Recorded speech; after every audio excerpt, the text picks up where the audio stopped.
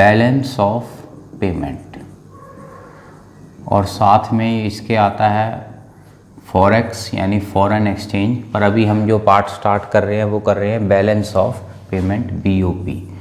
तो सबसे पहले तो इसका मतलब क्या होता है बैलेंस ऑफ पेमेंट। तो देखो क्या है कि ये सारी भी जितनी हमारे देश में इंटरनेशनल ट्रांजैक्शंस हो रही हैं उसका एक सिस्टमेटिक रिकॉर्ड है। इंटरनेशनल का मतलब है हमारे देश ने किसी और से कुछ खरीदा या किसी और देश ने हमारे देश से खरीदा, तो सिर्फ वही आती हैं। इंडिया में जो ट्रांजैक्शंस हुई हैं दिल्ली से बॉम्बे या इधर उधर कहीं विद इन इंडिया, वो इसमें स्टडी नहीं होती। तो पूरे चैप्टर में आपको ये बात ध्यान रखनी है, कहीं भी अगर मैं ट्रांजैक्शन बोल रहा हूँ तो वो डोमेस्टिक नहीं है, इंटरनेशनल ट्रांजैक्शंस ही सारी इस चैप्टर में हमने पढ़नी है। तो BOP है क्या? तो ये एक सिस्टमैटिक रिकॉर्ड है ऑफ ऑल इंटरनेशनल ट्रांजैक्शंस, यानी देशों के बीच में जो आपस में ट्रांजैक्शंस हुई। इकोनॉमिक ट्रांजैक्शंस मतलब जो मॉनेटरी टर्म्स में मेजर करी जा सकती हैं, ऐसी ट्रांजैक्शंस। तो इन ट्रांजैक्शंस को हम अलग अलग करके अगर देखें तो किस किस टाइप से हम रिकॉर्ड करते हैं। देखो सारे मिक्स करके तो बैलेंस ऑफ पेमेंट अकाउंट बन ही जाता है, वो भी मैं एक बार इंटरनेशनल का साइड में बना देता हूँ। पर ब्रॉड हम क्या क्या इसके अंदर लेते हैं, तो पहले में हम लेते हैं विजिबल गुड्स, विजिबल आइटम्स, या जिसे हम बोलते हैं लाइक गुड्स। जो फर्स्ट रिकॉर्ड बनता है इस चैप्टर में वो बनता है विजिबल आइटम्स के लिए, यानी गुड्स के लिए। जैसे ये पेन हो गया, फ़ोन हो गया, ये हो गया। तो इसका फर्स्ट रिकॉर्ड बनेगा, या आम लैंग्वेज में आप ऐसे भी बोल सकते हो कि हम अलग अलग रजिस्टर्स बना रहे हैं सारी एंट्रियों को, ट्रांजैक्शंस को नोट करने के लिए। और फर्स्ट रजिस्टर या फर्स्ट अकाउंट हमने बनाया है सिर्फ गुड्स का, इसमें और सर्विस वगैरह ये चीज़ें नहीं आएंगी, इस रजिस्टर में सिर्फ गुड्स ही आएंगे। अब इसके अंदर आगे दो साइड्स होंगी, एक पैसा आ रहा है जिनसे और एक पैसा जा रहा है, यानी कि इसके अंदर फिर आगे दो पार्ट्स हो जाएंगे माइनस वाले आइटम्स। जैसे मान लो हमने कुछ इंपोर्ट किया, मान लो पेन या फ़ोन हमने इंपोर्ट करे, अगर हम किसी कंट्री से माल इंपोर्ट करेंगे तो हमारा पैसा चला जाएगा, तो इसे बोलेंगे हम ये माइनस आइटम है।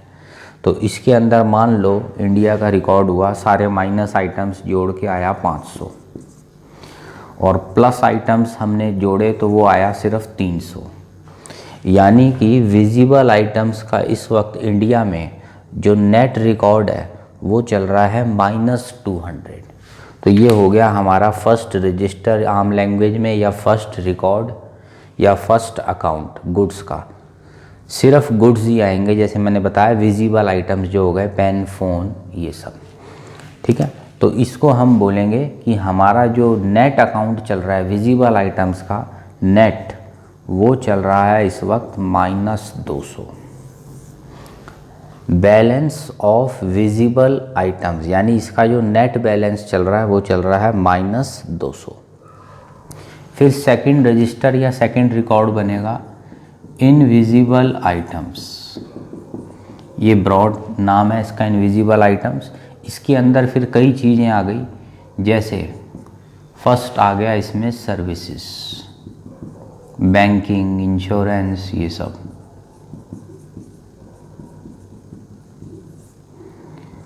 और भी कई चीज़ें हैं जो गुड्स में नहीं थी तो फिर हमने इसमें डाल दी, जैसे फैक्टर इनकम्स। मान लो हमारी बाहर कोई प्रॉपर्टी है, वहाँ से हमें रेंट आता है,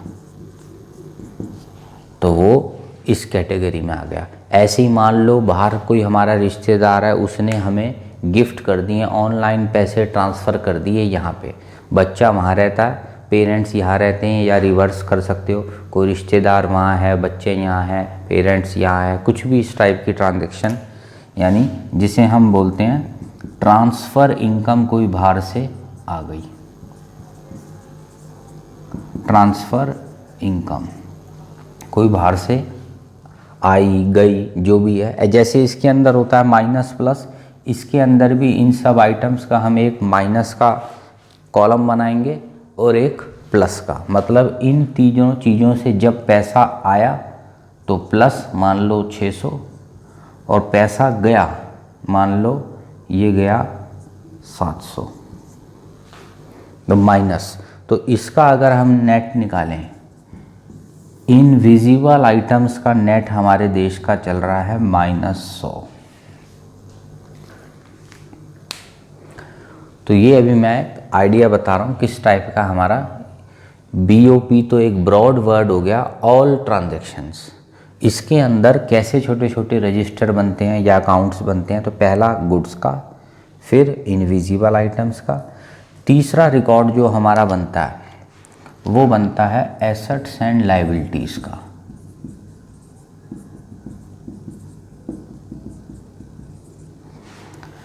अब ये कुछ बड़ी बातें हो गई, इंडिया के कुछ एसेट्स बाहर हैं या बाहर वालों के कुछ एसेट्स यहाँ हैं। जैसे मान लो, इसमें बड़ी बातें आएंगी, फिर मैं भी इसकी डिटेल तो अलग से लिखवाऊंगा।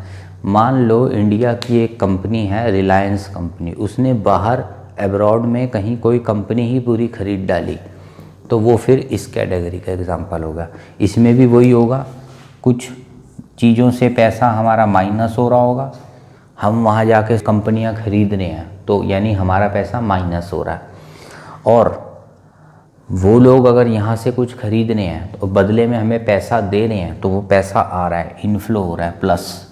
तो मान लो ये कुछ ऐसा हुआ, यहाँ पे है मान लो 1000 और प्लस वाले में है मान लो 900, यानी यहाँ पर भी हमारा डेफिसिट चल रहा है। डेफिसिट मतलब माइनस चल रहा है। जैसे इसको हम डेफिसिट भी बोल सकते हैं कि विजिबल आइटम्स या बैलेंस ऑफ विजिबल आइटम में डेफिसिट है 200 का, या तो बोल लो नेट बैलेंस -200 है, या ऐसे बोल लो डेफिसिट 200, ऐसे ही यहाँ भी बोल सकते हैं। ऐसे ही यहाँ पर भी हमारा डेफिसिट चल रहा है, तो वो चल रहा है नेट हमारा यहाँ पर भी -100 का, या बोल सकते हैं डेफिसिट चल रहा है 100 का। अब इसको हम नाम दे देते हैं, मान लो सिंपल करने के लिए, ये है A रजिस्टर, ये है B, ये है C, और लास्ट हमने बना दिया एक D। ये होता है हमारा BOP अकाउंट, जिसमें सबके बैलेंसेस आ जाते हैं। जैसे पहले वाले का है हमारा -200, इसका -100, इसका -100, तो ये आ गया -400। BOP अकाउंट इंडिया का चल रहा है -400 में, या हम बोल सकते हैं डेफिसिट BOP है हमारे देश का 400, ऐसे भी ठीक है। जैसे अकाउंट्स वाले जानते हैं, या तो बोल लो हमें लॉस हुआ है 400, लॉस 400, डेफिसिट 400, या बोल लो जो प्रॉफिट हुआ है वो हुआ है -400, नेट हिसाब हमारा है -400। तो दोनों वर्ड्स ठीक हैं, पर इकोनॉमिक्स में एग्जैक्ट बोले तो हम सरप्लस और डेफिसिट वर्ड्स इस यूनिट में यूज़ करेंगे।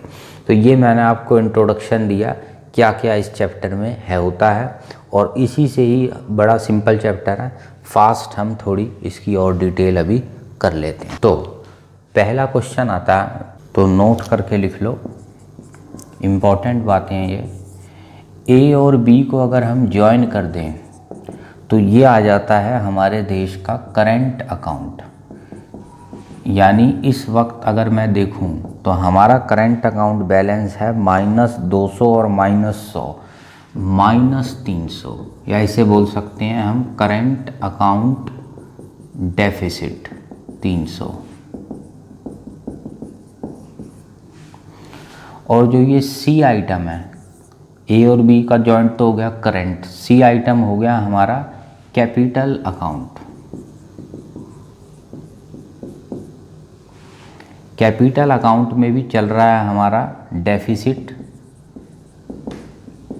100 का, इस वक्त चल रहा है। वो बात अलग है कि अभी जब तक हम यूनिट हमारा एंड होगा हम बताएंगे कि जितना भी ये 400 का टोटल डेफिसिट है, इसको कंपेंसेट करने के, इसको पूरा करने के लिए, एडजस्ट करने के लिए हम कहीं से 400 का लोन लेंगे या कोई एसेट बेचेंगे, तो कैपिटल अकाउंट से हम एडजस्ट कर देंगे इसको। पर वो बातें बाद में आएंगी। अभी स्टार्टिंग की मैं बात बता रहा हूँ कि ये इस वक्त हमें जो इस इंफॉर्मेशन से पता चल रहा है वो ये सिचुएशन है। ए प्लस बी हो गया करंट, सी हो गया हमारा कैपिटल अकाउंट। तो ये हो गया हमारा एक इंट्रोडक्शन, क्या क्या हमें पढ़ना है। और ऐसे भी बोल सकते हैं ए प्लस बी प्लस सी करके बनता है डी, यानी बीओपी अकाउंट। डेफिसिट चल रहा है, इसको बैलेंस कैसे करना है मैं फिर बोल रहा हूँ, वो हम लास्ट का टॉपिक है हमारा, अभी उसकी टेंशन नहीं लेनी स्टार्टिंग में कि ये बैलेंस तो हुआ नहीं अकाउंट, ऐसे अभी नहीं, अभी तो सिर्फ मैं इंट्रोडक्शन ही बता रहा हूँ। तो चलते हैं, एक क्वेश्चन आता है डिटेल ऑफ करंट अकाउंट। तो देखो ओरल हो जाएगा, यहीं से ही हो जाएगा, सामने ही है आपके सारा। करंट अकाउंट की डिटेल, चाहो तो पॉज करके अपना डिटेल लिख भी सकते हो जो मैं ओरल बोल रहा हूँ, नहीं तो ऐसे भी समझ सकते हो, अगर स्टडी मटेरियल या कोई बुक सामने है तो वहीं से ही हो जाएगा। तो क्वेश्चन है डिटेल ऑफ करंट अकाउंट। तो हम बोलेंगे इसके अंदर यह पूछता है कंपोनेंट्स क्या क्या आते हैं। तो पहला आइटम तो इसमें आता है विजिबल आइटम, जिसे हम बोलते हैं यानी गुड्स। तो उसमें आपको बोलना है इसमें दो टाइप की चीज़ें होगी, एक हो गया माइनस आइटम, इसे हम बोलते हैं डेबिट आइटम्स, और प्लस वालों को बोलते हैं क्रेडिट। तो इसमें आप एग्जांपल दे सकते हो, अगर हमने एक्सपोर्ट किया, अगर बाहर वालों को देशों को हमने माल बेचा है तो पैसा आया होगा एक्सपोर्ट, तो वो प्लस साइड में आएगा। और अगर हमने इंपोर्ट करा है तो पैसा जाएगा। पैसे को देखना है आपने, पैसा आ रहा है या जा रहा है, उस हिसाब से प्लस माइनस। और क्रेडिट हो गया हमारा प्लस, डेबिट हो गया माइनस। तो पहला आइटम आपने बता दिया करंट का विजिबल, दूसरा बताना है इनविजिबल, और इसके फिर तीनों पार्ट बताने हैं। लैंग्वेज फिर वहीं की वहीं है जो आगे की है, कि अगर इन तीनों में से पैसा आ रहा है, जैसे हमने सर्विसेज बाहर बेची हैं, या रेंट आ रहा है बाहर से, या ट्रांसफ़र इनकम आ रही है, तो जितने भी पैसे आ रहे हैं क्रेडिट यानी प्लस साइड आएंगे, और जितने पैसे इस कैटेगरी के जा रहे हैं माइनस डेबिट साइड में आएंगे। तो ये हो गया हमारा करंट अकाउंट की एक्सप्लेनेशन। तो बड़ा ही सिंपल है, सारा मैंने इंट्रोडक्शन में ही बता दिया था, बस ये डेबिट क्रेडिट आना जाना पैसे का, ये वर्ड्स आपको ऐड करने हैं और एक एक एग्जांपल दे सकते हो। जैसे यहाँ दे सकते हो हमने बैंकिंग सर्विस एक्सपोर्ट करी, पैसा आ गया इंडिया के पास क्रेडिट, और कोई चीज़ इंपोर्ट करी तो पैसा चला गया डेबिट। तो ये हो गया हमारा करंट अकाउंट की एक्सप्लेनेशन। अब इसको डिटेल में समझना पड़ेगा। एसेट एंड लायबिलिटी वाला अकाउंट जिसे बोलते हैं हम कैपिटल अकाउंट, इसमें क्या क्या आता है, क्योंकि यहाँ तो मैंने कुछ लिखा ही नहीं, ये थोड़ा समझने वाला टॉपिक है। पहले बोर्ड को ज़रा क्लियर करते हैं फिर इसको समझते हैं। तो अगला क्वेश्चन है कंपोनेंट्स ऑफ कैपिटल अकाउंट, इसकी डिटेल।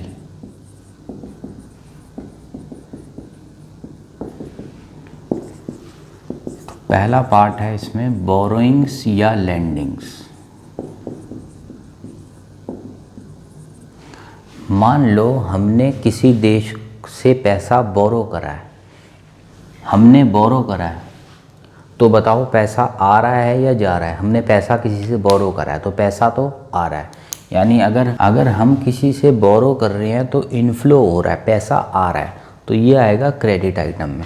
और हम किसी को उधार दे रहे हैं, मान लो हम नेपाल को उधार दे रहे हैं, तो वो हमारा हो जाएगा आउटफ्लो।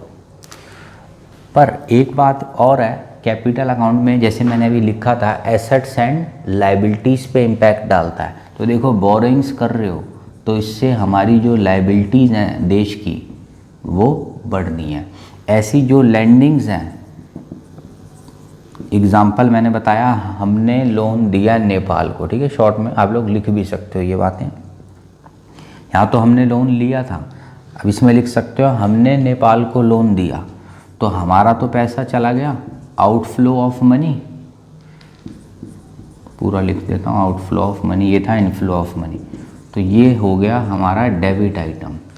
पर इससे हमारे देश के एसेट्स बढ़ गए, क्योंकि लोन देना, सामने वाले को तो लोन मिल रहा है, हम लोन दे रहे हैं, उसके लिए लायबिलिटी है नेपाल के लिए, पर हमारे लिए वो एसेट है क्योंकि हमें उसको वापस वसूलना है, रिकवर बैक करना है अपने एसेट को, तो हमारे लिए वो एसेट है। कैपिटल अकाउंट में वही चीज़ आती हैं, मैंने पहले बोला था, जो एसेट्स एंड लायबिलिटीज से जुड़े हों देश के। तो बोरोइंग एंड लेंडिंग्स ये हो गया। ऐसे ही इनका रिवर्स भी कर सकते हो। हमने अमेरिका से लोन लिया था, वो वापस कर दिया, आउटफ्लो, डेबिट, लायबिलिटी ख़त्म। नेपाल से जो लोन हमने नेपाल को दिया था तो एसेट बना था, नेपाल से वापस रिकवर कर लिया तो रिवर्स इनफ्लो आ गया, एसेट कम हो गया। तो ये हो गया हमारा पहला item, borrowings and lendings. Second item, capital account में क्या है वो देखते हैं अब हम। तो इसमें भी दो पार्ट कर लेते हैं। हमने इंडियंस ने बाहर की कंट्रियों में इन्वेस्टमेंट करी। मान लो हमारी, जैसे मैंने पहले भी एग्जांपल बताया था, रिलायंस कंपनी ने बाहर एक फॉरेन में कंपनी खरीद ली, तो हमने बाहर इन्वेस्टमेंट करी है, इससे हो गया पैसा हमारा आउटफ्लो। तो आउटफ्लो मतलब डेबिट आइटम। पर हमारे एसेट्स बढ़ गए, इंडिया की कंपनी है रिलायंस कंपनी, उसके एसेट्स बढ़ गए तो इंडिया के बढ़ गए। ऐसे ही रिवर्स भी कर सकते हैं। तो इससे क्या हो रहा है, पैसा तो हमारे पास आ रहा है, इनफ्लो ऑफ मनी, यानी ये हो गया क्रेडिट आइटम। मान लो वो हमारे देश में अंदर आके बॉन्ड्स खरीद रहे हैं, डिबेंचर्स खरीद रहे हैं, शेयर्स खरीद रहे हैं, इन्वेस्टमेंट कर रहे हैं, तो पैसा आ रहा है, क्रेडिट आइटम है, पर हमें एक दिन उनका पैसा लौटाना भी पड़ेगा। बॉन्ड्स जो उन्होंने खरीदे हैं हमारे, वो हमें उनको एक दिन पैसा लौटाना पड़ेगा। तो हमारे सर पे लायबिलिटीज़ बढ़ रही हैं।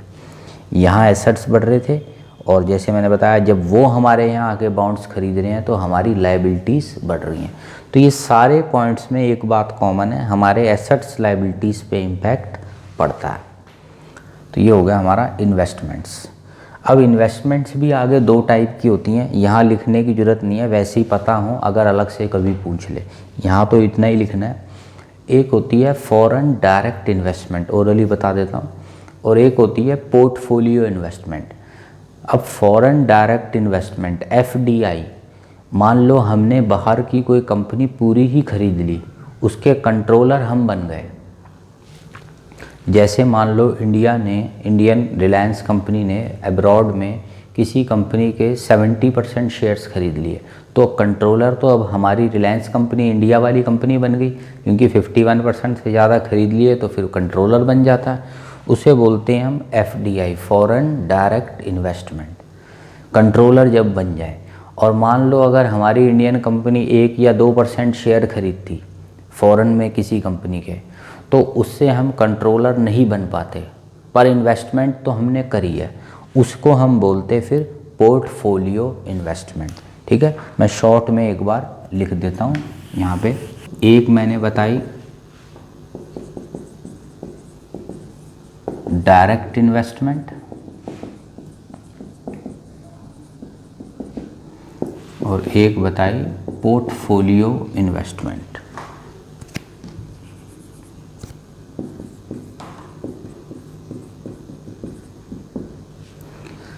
अगर कंट्रोलर बन जाओ, हमने कंपनी खरीदी पूरी की पूरी, शेयर्स खरीद लिए बहुत सारे, 51 से ज़्यादा, तो FDI कैटेगरी का एग्जाम्पल हो गया। एक एग्जाम्पल बता रहा हूँ, एग्जाम्पल और भी बहुत हो सकते हैं, पर समझने के लिए मैं एक सिंपल एग्जाम्पल बता रहा हूँ।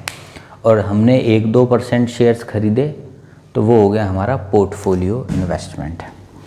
तो ये था हमारा सेकंड कैटेगरी इन्वेस्टमेंट्स। अब देखते हैं हम थर्ड कैटेगरी करेंट अकाउंट में।